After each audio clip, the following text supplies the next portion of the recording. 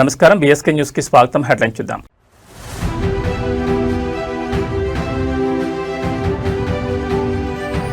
తూర్పు కనుమల్లో అరుదైన కొత్త వృక్ష జాతి గుర్తింపు. క్రోటన్ ఉబ్బలం అడుగేన్సింగా నామకరణం చేసిన పవన్ కళ్యాణ్.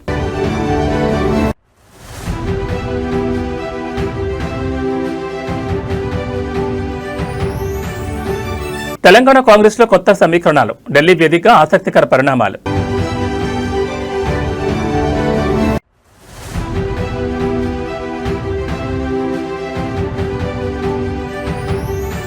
సుదర్శన్ రెడ్డి నాకు సొంత కుటుంబ సభ్యుడే. ఉద్యమ అనుబంధంపై కేసీఆర్ భావోద్వేగ వ్యాఖ్యలు.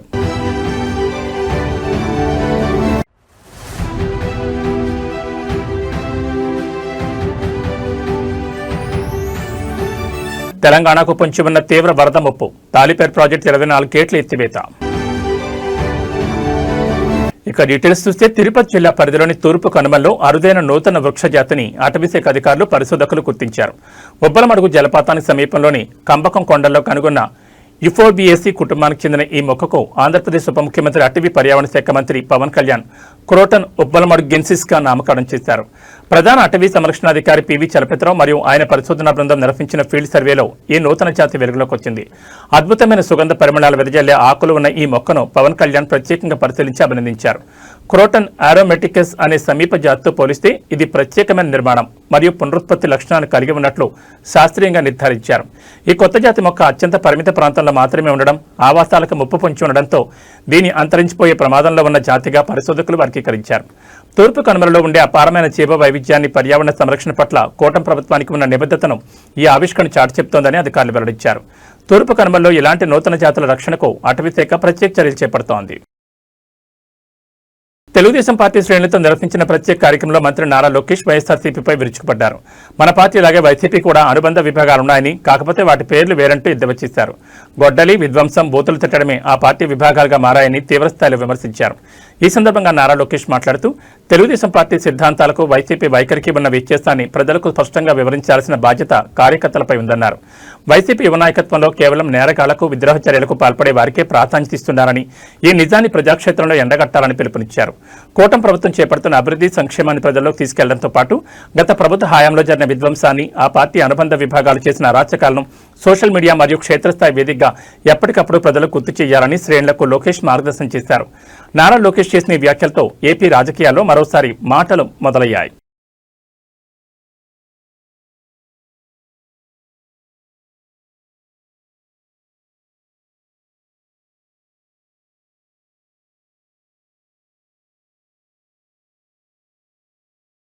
తెలంగాణ కాంగ్రెస్ రాజకీయం ఒక్కసారిగా వేడెక్కింది. ఢిల్లీ వేదిక 3 రోజుల పాటు జరిగిన కాంగ్రెస్ అధిష్టానం కీలక సమావేశాల తర్వాత రాష్ట్ర కాంగ్రెస్ లో కొత్త సమీకరణాలు తెరపైకొస్తున్నాయి. రెడ్డి వర్గానికి ఢిల్లీ పెద్దలు చెక్ పెట్టేలా వ్యవహరిస్తున్నారన్న ప్రచారం గాంధీభవన్ వర్గాల్లో తీవ్రంగా సాగుతోంది. నామినేటెడ్ పదవుల జాబితా ఎంపికలో ఢిల్లీ పెద్దల జోక్యం పెరిగినట్లు తెలుస్తోంది. సీఎం సూచించిన కొన్ని కీలక పేర్లకు బదులుగా కొత్త పేర్లను చేర్చడంపై విశ్లేషణ జరిగింది. పార్టీ ఏ ఒక్క నాయకుడి చుట్టూ మాత్రమే కాకుండా సంస్థాగతంగా నడవాలని హైకమాండ్ స్పష్టం చేయడంతో రేవంత్ రెడ్డి వర్గంలో కొంత ఆందోళన నెలకొన్నట్లు గుసగుసలు వినిపిస్తున్నాయి. డిప్యూటీ సీఎం భట్టి విక్రమార్క, మంత్రి ఉత్తమ్ కుమార్ రెడ్డిల పాత్రపై ఢిల్లీ వేదికగా ప్రత్యేక సమీక్ష జరిగిందని సమాచారం. ప్రభుత్వం, పార్టీ మధ్య మరింత సమన్వయం ఉండాలని భావిస్తున్న అధిష్టానం ఖాళీగా ఉన్న 2 మంత్రి పదవుల భర్తీకి ముమ్మర కసరత్తు చేస్తోంది. ఆగస్టు 15 తర్వాత కేబినెట్ విస్తరణ జరిగే అవకాశం ఉన్నట్లు ప్రచారం జరుగుతోంది. నామినేటెడ్ పోస్టుల భర్తీ మరియు మంత్రివర్గ విస్తరణపై ఏఐసీసీ నుంచి త్వరలోనే కీలక నిర్ణయం వెలువడనుంది. తెలంగాణ తొలి ముఖ్యమంత్రి బీఆర్ఎస్ అధినేత కల్వకుంట్ల చంద్రశేఖరరావు తెలంగాణ ఉద్యమకారుడు, మాజీ ఎమ్మెల్యే పెద్ది సుదర్శన్ రెడ్డితో తనకున్న అనుబంధంపై అత్యంత భావోద్వేగ వ్యాఖ్యలు చేశారు. తెలంగాణ ఉద్యమం వేలాది మంది త్యాగాల చరిత్రని, ఆ చరిత్రలో తనతో పాటు చివరి వరకు నడిచిన ఆత్మీయుల్లో పెద్ది సుదర్శన్ రెడ్డి ఒకరని కేసీఆర్ కొనియాడారు. సుదర్శన్ రెడ్డి ఉద్యమం కోసం వ్యక్తిగత జీవితాన్ని పక్కన పెట్టి అంకిత భావంతో పనిచేశారని కేసీఆర్ గుర్తు చేసుకున్నారు. ఆయన పెళ్లి జరిగిన రోజు నుంచి ఆ కుటుంబంతో నాకు ప్రత్యేక అనుబంధం ఉందన్నారు. సుదర్శన్ రెడ్డి లాంటి నాయకులను తాను ఎప్పుడూ కేవలం పార్టీ నాయకులుగా చూడలేదని, తన సొంత కుటుంబ సభ్యులుగానే భావించారని కేసీఆర్ స్పష్టం చేశారు. రాజకీయాల్లో మాటలు చెప్పడం చాలా సులువు, కానీ మనిషిపై ప్రేమ, నమ్మకం, ఆప్యాయత చేతల్లో చూపించాలి. నేను సుదర్శన్ రెడ్డి విషయంలో అదే చేశానని కేసీఆర్ పేర్కొన్నారు. ఎంత పెద్ద పదవులు వచ్చినా, రాజకీయ పరిస్థితులు మారినా ఉద్యమంలో కలిసి నడిచిన వారిని ఎప్పటికీ మర్చిపోనని స్పష్టం చేశారు. పదవులు వస్తాయి పోతాయి, కానీ కలిసి చేసిన పోరాటం జీవితాంతం నిలిచిపోతుందని కేసీఆర్ వ్యాఖ్యానించారు.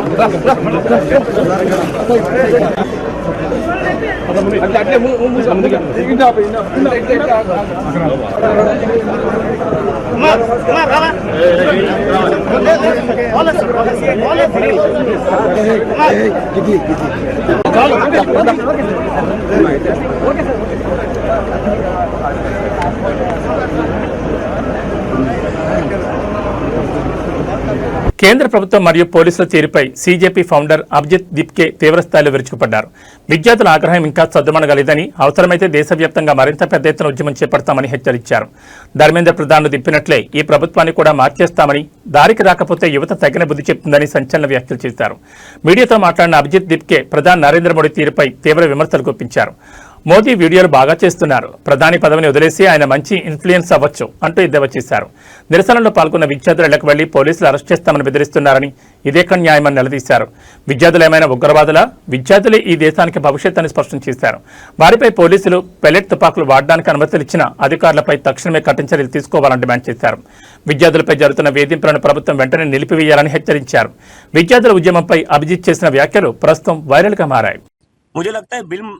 आते रहेंगे जब तक ये लोगों की नीयत सही नहीं होती है, तब तक कुछ नहीं हो सकता। बिल रिफॉर्म्स इस देश में कई कानून अच्छे बने हुए हैं, कानून एक से एक बनते हैं इस देश में। फास्ट ट्रैक कोर्ट का वादा किया था नरेंद्र मोदी ने 3 दिन पहले, और उस पर लोग काफी खुश हो गए थे कि अब पेपर लीक पर फास्ट ट्रैक कोर्ट बैठ गए। क्या हुआ पहली हियरिंग में? पहली हियरिंग ही पोस्टपोन हो गई क्योंकि सीबीआई का काउंसिल आया नहीं। तो कानून आप कैसे भी बना लो, जब तक उसको इम्प्लीमेंट करने वाले अच्छे नहीं है, तब तक उस कानून का क्या मतलब है? आपने वीडियो देखे पंतप्रधान जी के जो मोबाइल पे उन्होंने किए? मुझे लगता है उनको इन्फ्लुएंसर बनना चाहिए। बहुत अच्छा कर रहे हैं वो, एज ए इन्फ्लुएंसर बहुत अच्छा काम कर रहे हैं। प्रधानमंत्री की कुर्सी छोड़ दे, इन्फ्लुएंसर बन जाए, प्रधानमंत्री का काम कोई और कर लेगा। अभी भी कई सारे स्टेट में जो पीछे नहीं लिया गया है। अगर एफआईआर पीछे नहीं लेते और स्टूडेंट्स को ऐसे ही परेशान करते रहेंगे तो हम फिर से आंदोलन करेंगे। इस सरकार को ये बात समझनी चाहिए कि स्टूडेंट्स का गुस्सा कम नहीं हुआ है। अगर उन्हें लगता है एक धर्मेंद्र प्रधान का इस्तीफा देकर ये गुस्सा ठंडा हो जाएगा, ऐसा नहीं है। गुस्सा बहुत ज्यादा है लोगों में और जरूरत पड़ी तो ये आंदोलन फिर होगा, और जो पिछला हुआ उससे भी बड़ा आंदोलन होगा। జార్ఖండ్ లో ఎన్ఫోర్స్మెంట్ డైరెక్టరేట్ నిర్వహిస్తున్న దాడులు దేశవ్యాప్తంగా తీవ్ర కలకలం రేపుతున్నాయి. ధన్బాద్ వేదికగా అక్రమ బొగ్గు వ్యాపారం, మనీ లాండరింగ్ నెట్వర్క్ పై విరుచుకుపడ్డ ఈడీ అధికారులు కొండలా పేరుకుపోయిన నోట్ల కట్టలను చూసి నిర్ఘాంతపోయారు. 20 చోట్ల ఏకకాలంలో సోదాలు నిర్వహించి కోట్లాది రూపాయల నగదును, 150 కోట్లకు పైగా విలువైన అక్రమాస్తులను స్వాధీనం చేసుకున్నారు.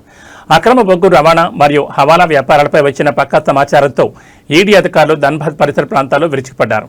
ఈ సోదాల్లో ఏకంగా 1.5 కోట్ల కరెన్సీ నోట్ల కట్టలు లభ్యమయ్యాయి. ఆ నగదును లెక్కించడానికి లెక్కింపు యంత్రాలను ఉపయోగించాల్సి వచ్చింది. జార్ఖండ్ రాష్ట్రంలో ఈడీ ఇప్పటివరకు స్వాధీనం చేసుకున్న నగదు రికవరీలో ఇదే అత్యధికం కావడం విశేషం.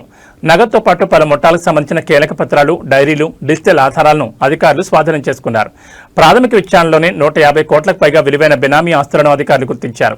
ఈ అక్రమ నెట్వర్క్ వెనుక ఉన్న బడా వ్యాపారులు, రాజకీయ నాయకుల హస్తంపై అధికారులు విచారణను వేగవంతం చేశారు. ధన్బాద్లో ఈడీ మెరుపుదారులతో బొగ్గు మాఫియా గుండెల్లో రైళ్లు పరిగెడుతున్నాయి.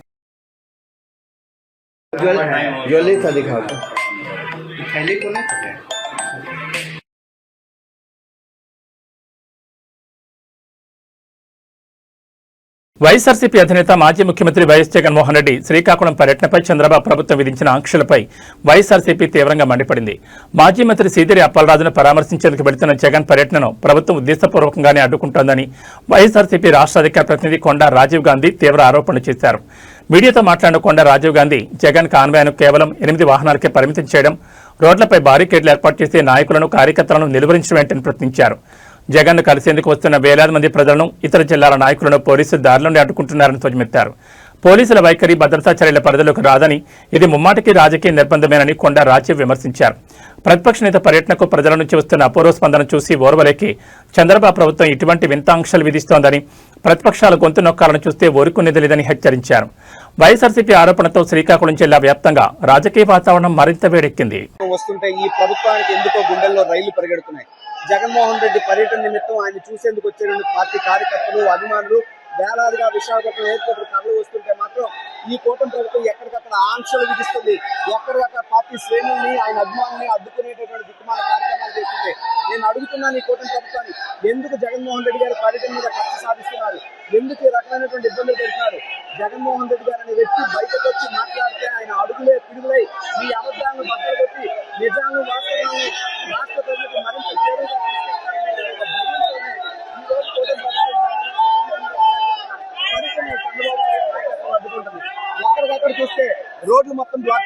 ఉన్నారు, హైవే బ్లాక్ చేస్తా ఉన్నారు, ఎయిర్పోర్ట్ వచ్చే రూట్ బ్లాక్ చేస్తా ఉన్నారు. మొత్తం కూడా నిర్బంధాల దిగ్బంధంలో ఒక పద్మ వ్యూహాన్ని కల్పిస్తుంది.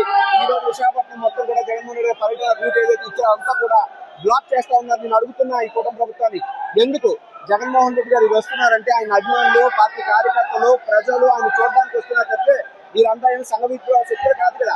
జగన్మోహన్ రెడ్డి గారు మేము ఎవరిని రెచ్చగొట్టే తోరణతో మాట్లాడే వ్యక్తులు కాదు కదా. ఎప్పుడు కూడా జగన్మోహన్ రెడ్డి గారు మా అందరికీ క్రమశిక్షణతో, ఓర్పుతో ఉండమని, పద్ధతిగా నడుచుకోమని చెప్తారే తప్పితే ఆ లైన్ క్రాస్ చేసేటువంటి వ్యక్తిత్వాలు ఎవరు వైఎస్ఆర్ కాంగ్రెస్ పార్టీ నాయకులు కాదు. పైపెచ్చి చంద్రబాబు నాయుడు గారు గతంలో ఆయన అంగళ్ళు కానీ పీలర్ దగ్గర కానీ జరిగినటువంటి సంఘటనలు ఎవరు మర్చిపోలేం. వాస్తవానికి ప్రజలు రొచ్చగొట్టే చంద్రబాబు నాయుడు గారు, సంఘటనలు దుర్ఘటనలు జరిగేలా చేసే చంద్రబాబు నాయుడు గారు తప్ప ఎప్పుడు కూడా వైఎస్ఆర్ కాంగ్రెస్ పార్టీ మీటింగ్ లో కానీ ఏ రకమైనటువంటి దుర్ఘటనలు, అవాంఛనీయ సంఘటనలు జరగలేదు. మరి ఈ రోజు ఎందుకు ఇంత భయపడతారు? సాక్షాత్ ఒక ఎస్పీ గారు వచ్చి ఒక మాజీ ముఖ్యమంత్రి కాన్వేలో 8 వాహనాలు ఉండాలని రూల్ పెట్టడం ఏంటి? ఎంతమంది రావాలని ఆపడం ఏంటి? ఇది మనం ప్రజాస్వామ్యంలో బతుకుతున్నామా, ఇంకెక్కడన్నా బతుకుతున్నామా? నేను అడుగుతున్నా, ఎందుకని మీ నాయకులకైతే ఒక రూలు, జగన్మోహన్ రెడ్డి గారికి అయితే ఒక రూలు ఈ కూటమి ప్రభుత్వం ఎందుకు ఇంప్లిమెంట్ చేస్తుంది? ఈ రోజు వేలాదిగా పోలీస్ వ్యవస్థను కూడా వాడుతూ ఉన్నారు. ఈ రోజు జగన్మోహన్ రెడ్డి గారి పర్యటన నిమిత్తం ఇక్కడ వచ్చినటువంటి పోలీస్ డిపార్ట్మెంట్ వారు ఇందులో పెట్టినటువంటి శ్రద్ధలో 10% మన గిరి ప్రదక్షిణలు పెట్టుంటే లక్షలాది మంది ప్రజలు ఇబ్బంది పడేవారు కాదు. గిరి ప్రదక్షిణలు అట్టర్ ఫెయిల్యూర్ అయినటువంటి పోలీస్ డిపార్ట్మెంట్ ని ఈ రోజు జగన్మోహన్ రెడ్డి గారి పర్యటన అడ్డుకోవడానికి మాత్రం అద్భుతంగా ఈ కూటమి ప్రభుత్వం ఎందుకు వినియోగిస్తుంది అంటే పోలీస్ వ్యవస్థను అడ్డుపెట్టుకుని రాజకీయాలు చేస్తున్నారు తప్ప ప్రజా పరిపాలన గాలికి వదిలేశారని చెప్పడానికి ఇంత మించిన ఉదాహరణ ఇంకేం కావాలి? సాక్షాత్ ఎవరైతే మాజీ మంత్రి అయినటువంటి సింగిరి అప్పలరాజు గారి మీద మీరు అక్రమ కేసులు పెడితే అవి తప్పులు, కక్ష సాధింపులు అని చెప్పడానికి, వారికి నేనున్నానని ఒక భరోసాను, ధైర్యాన్ని ఇవ్వడానికి జగన్మోహన్ రెడ్డి గారు వెళ్తే ఆ యొక్క పర్యటన మీద ఇంత ఉక్కుపాదం మోపాల్సిన అవసరం ఏముంది? అంటే జగన్మోహన్ రెడ్డి గారిని చూస్తేనే ఈ కూటమి ప్రభుత్వం గజగజలాడిపోతుంది, జగన్మోహన్ రెడ్డి గారి పేరు కలిస్తేనే ఉలిక్కి పడుతుందని చెప్పడానికి ఈ యొక్క సంఘటన ఒక ఉదాహరణ అని చెప్పి తెలియజేస్తూ పోలీస్ డిపార్ట్మెంట్ కూడా రిక్వెస్ట్ చేస్తున్నాం, దయచేసి ప్రజాస్వామ్యబద్ధంగా ఉండండి. ఎవరో పసుపు పార్టీ నాయకులు చెప్పారని చెప్పి మీరు మీద వేసుకుంటే అది ప్రజాస్వామ్యానికి అంత మంచిది కాదు. పోలీస్ వ్యవస్థ పట్ల మాకు గౌరవం ఉంది, పోలీసులు మేము సహకరిస్తాం, మాకు కూడా పోలీస్ డిపార్ట్మెంట్ సహకరించాలని చెప్పి ఈ సందర్భంగా విజ్ఞప్తి చేస్తున్నాం. తెలంగాణకు తీవ్ర వరద ముప్పు పొంచి ఉంది. ఎగువన ఉన్న ఛత్తీస్గఢ్ ప్రాంతంలో కురుస్తున్న భారీ వర్షాల ప్రభావంతో భద్రాద్రి కొత్తగూడెం జిల్లా చర్ల మండలంలోని తాలిపేర్ ప్రాజెక్టుకు భారీగా వరద నీరు చేరుతోంది. ఇన్ఫ్లో గంటకు పెరుగుతుండటంతో ప్రాజెక్టు అధికారులు అప్రమత్తమై నీటిని దిగువకు విడుదల చేస్తున్నారు. తీర ప్రాంత ప్రజలు జాగ్రత్తగా ఉండాలని అధికారులు హెచ్చరికలు జారీ చేశారు. ప్రస్తుతం తాలిపేర్ ప్రాజెక్టులోకి ఏకంగా 93,632 క్యూసెక్ల వరద నీరు చేరుతోంది. దీంతో ప్రాజెక్టు భద్రతను దృష్టిలో ఉంచుకుని అధికారులు 24 రేడియల్ క్రిస్ట్ గేట్లను ఎత్తివేసి 98,761 క్యూసెక్ల నీటిని గోదావరి నదిలోకి విడుదల చేస్తున్నారు. ప్రాజెక్టు గరిష్ట నీటి మట్టం 74 మీటర్లు కాగా ప్రస్తుత నీటి మట్టం 72.5 మీటర్లకు చేరుకుంది. తాలిపేరు నుంచి భారీగా నీటిని వదలడంతో గోదావరి నదిలో నీటి మట్టం వేగంగా పెరుగుతోంది. చర్ల, భద్రాచలం పరిసర ప్రాంతాల్లోని దిగువ ప్రాంత ప్రజలు, లంక గ్రామాల ప్రజలు నదీ పరివాహక ప్రాంతాలకు వెళ్లొద్దని ప్రాజెక్టు అధికారులు సూచిస్తున్నారు. మత్స్యకారులు వేటకు వెళ్లకూడదని హెచ్చరికలు జారీ చేశారు. పరిస్థితిని ఎప్పటికప్పుడు రెవెన్యూ, పోలీస్ మరియు నీటిపారుదల శాఖ అధికారులు పర్యవేక్షిస్తున్నారు.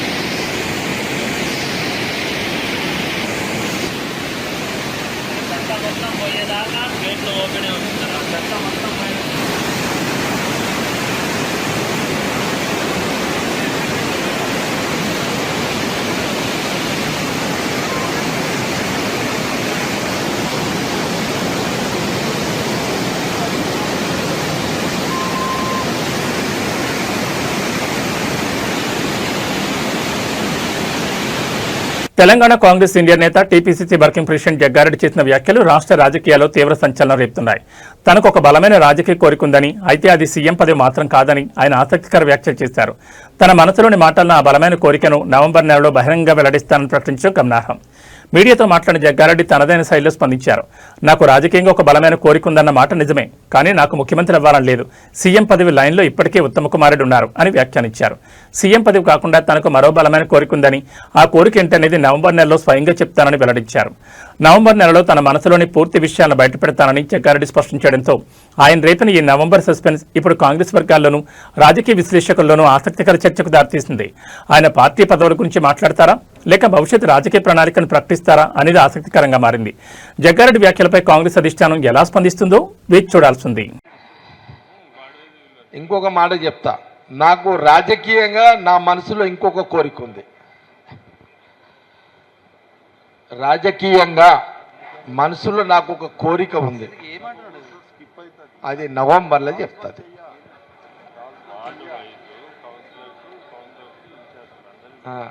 రియల్ అన్న, వెరీ సీరియస్ ఇది. ఈ నవంబర్ నాకు ఒక రాజకీయమైన అది కాదు, ఏది మీరు అనుకుంది కాదు, మీరేదో అనుకుంటున్నారు అది కాదు, సీఎం సబ్జెక్ట్ కాదు కాదు సీఎంది చెప్తి కదా.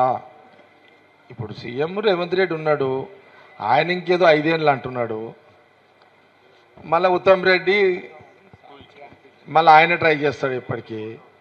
ఇక వాళ్ళ పంచాయతీ, మనకు సంబంధం లేదు, అది మనం దాంట్లో పోము. కానీ నాకు పొలిటికల్ ఇంకొక డిజైన్ ఖతర్నాక్ ఉంది.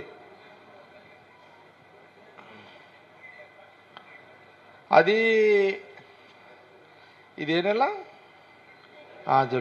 జూలై ఆగస్ట్ సెప్టెంబర్ అక్టోబర్, ఈ 3 నెలల, అంటే ఈ జూలై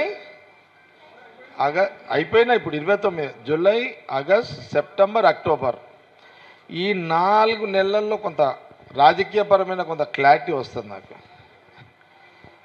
ఆ క్లారిటీలో క్లారిటీ ఉంటే నవంబర్లో 2 రకాలుగా ఉంటాయి. ఒకటి, మనసులో ఏముందని చెప్పే పరిస్థితి వస్తుందా, అప్పుడు ఇప్పుడు ఇట్లా మార్చి చెప్పిన ఇట్లా చెప్పే పరిస్థితి వస్తుందా ఉంటుంది. నేను ఎందుకంటే నాకు 24/24 పొలిటికల్, నేను పబ్లిక్ పాలిటిక్స్, నో ఫ్యామిలీ, భార్య పిల్లలు ఉండదు నాకు, పబ్లిక్ పాలిటిక్స్. విన్నావా, ఇది నా లైన్ ఉంటుంది ఎప్పుడు. కాబట్టి మళ్ళీ మీతోటి నవంబర్లో షేర్ చేస్తా. Global star mega power star Ram Charan అభిమానులకు ఉపశమనం కలిగించే తీపి కబర్ అందింది. రామ్ చరణ్ చేతికి జరిగిన శస్త్రచికిత్స విజయవంతంగా పూర్తయింది. వైద్యుల చికిత్స అనంతరం చరణ్ కోలుకోవడంతో మెగాస్టార్ చిరంజీవి తన కుటుంబ సమేతంగా కోయంబత్తూరు నుంచి ప్రత్యేక విమానంలో హైదరాబాద్ చేరుకున్నారు. గత కొన్ని రోజులుగా చరణ్ చేతికి సంబంధించి చిన్నపాటి సమస్య ఉండడంతో వైద్యుల సలహా మేరకు శస్త్రచికిత్స పూర్తి చేసుకున్నారు. కోయంబత్తూరులోని ప్రముఖ ఆసుపత్రిలో నిపుణులైన వైద్య బృందం ఈ శస్త్రచికిత్సను విజయవంతంగా పూర్తి చేసినట్టు తెలుస్తోంది. ప్రస్తుతం చరణ్ ఆరోగ్యం నిలకడగా ఉండడంతో మెగాస్టార్ చిరంజీవి, ఉపాసన, సుస్మిత కొణిదెల సహా ఇతర కుటుంబ సభ్యులతో కలిసి హైదరాబాద్ చేరుకున్నారు. చరణ్ శస్త్రచికిత్స విజయవంతం కావడంతో మెగా అభిమానులు, సినీ ప్రముఖులు ఆనందం వ్యక్తం చేస్తున్నారు. తమ ప్రియతమ కథానాయకుడు త్వరగా పూర్తిగా కోలుకొని మళ్లీ అదే ఎనర్జీతో సరికొత్త షూటింగ్లతో తమ ముందుకు రావాలని సోషల్ మీడియా వేదికగా మనస్ఫూర్తిగా కోరుకుంటూ గెట్ వెల్ సూన్ మెసేజ్లతో పోస్టులు పెడుతున్నారు. చరణ్ త్వరలోనే తన రాబోయే ప్రాజెక్టుల షూటింగ్లో పాల్గొనున్నారు.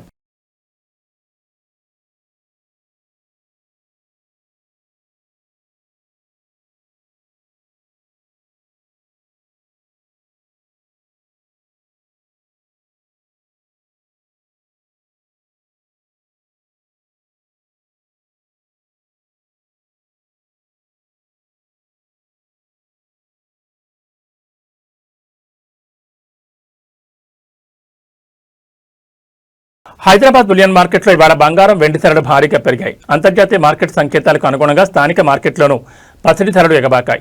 24 క్యారెట్ల స్వచ్ఛమైన బంగారం ధరతో పాటు 22 క్యారెట్ల ఆభరణాల పసిడి ధరలు కూడా పరుగులు తీశాయి. ఈరోజు హైదరాబాద్ మార్కెట్లో 24 క్యారెట్ల 10 గ్రాముల బంగారం ధర 820 రూపాయలు పెరిగి ఏకంగా 1,44,330కి చేరింది. ఇక ఆభరణాల తయారీకి ఉపయోగించే 22 క్యారెట్ల 10 గ్రాముల బంగారం ధర 750 రూపాయలు పెరిగి 1,32,300 వద్ద పలుకుతోంది. తెలుగు రాష్ట్రాల్లోని ప్రధాన నగరాలు, పట్టణాలను బట్టి ధరల్లో స్వల్ప వ్యత్యాసాలుండే అవకాశం ఉంది. అటు కేజీ వెండి ధర హైదరాబాద్ మార్కెట్లో 2,35,000 వద్ద కొనసాగుతోంది. రెండు తెలుగు రాష్ట్రాల్లో వర్షాలు ముంచెత్తుతున్నాయి. తెలంగాణ వ్యాప్తంగా కురుస్తున్న భారీ వర్షాల నేపథ్యంలో వాతావరణ శాఖ తీవ్రమైన రెడ్ అలర్ట్ జారీ చేసింది. రానున్న 2 గంటల్లో ఆదిలాబాద్, ఆసిఫాబాద్, మంచిర్యాల, నిర్మల్ జిల్లాలో అత్యంత భారీ వర్షాలు కురిసే అవకాశం ఉందని హెచ్చరించింది. అత్యవసరమైతే తప్ప ప్రజలు ఇళ్ల నుంచి బయటకు రావద్దని అధికారులు సూచిస్తున్నారు. తెలంగాణలోని ఉత్తర జిల్లాలకు రెడ్ అలర్ట్ ప్రకటించగా పెద్దపల్లి, కరీంనగర్, కామారెడ్డి, నిజామాబాద్, జగిత్యాల, సిరిసిల్ల జిల్లాలకు ఆరెంజ్ అలర్ట్ జారీ చేశారు. రాజధాని హైదరాబాద్ సహా మిగిలిన జిల్లాలకు ఎల్లో అలర్ట్ అమల్లో ఉంది. లోతట్టు ప్రాంతాల ప్రజలు అప్రమత్తంగా ఉండాలని, వాగులు, వంకలు దాటే ప్రయత్నం చేయకూడదని వాతావరణ నిపుణులు హెచ్చరిస్తున్నారు. అటు ఆంధ్రప్రదేశ్లోనూ పలు చోట్ల మోస్తరు నుంచి తేలికపాటి వర్షాలు కురుస్తాయని రాష్ట్ర విపత్తుల నిర్వహణ సంస్థ తెలిపింది. పోలవరం, తూర్పుగోదావరి, ఏలూరు జిల్లాలో ఓ మోస్తరు వర్షాలు, శ్రీకాకుళం, మన్యం, కాకినాడ, కృష్ణా, గుంటూరు, నెల్లూరు, కడప జిల్లాలో వర్షాలు కురుస్తాయని ఎస్డీఎంఏ ఎండీ ప్రఖర్ జైన్ తెలిపారు. కోస్తాంధ్ర, రాయలసీమ ప్రాంతాల్లో గంటకు 40 నుంచి 50 కిలోమీటర్ల వేగంతో ఈదురుగాలులు వీచే అవకాశం ఉంది. రెండు రాష్ట్రాల యంత్రాంగం వర్షాల పరిస్థితిపై ఎప్పటికప్పుడు సమీక్షిస్తోంది.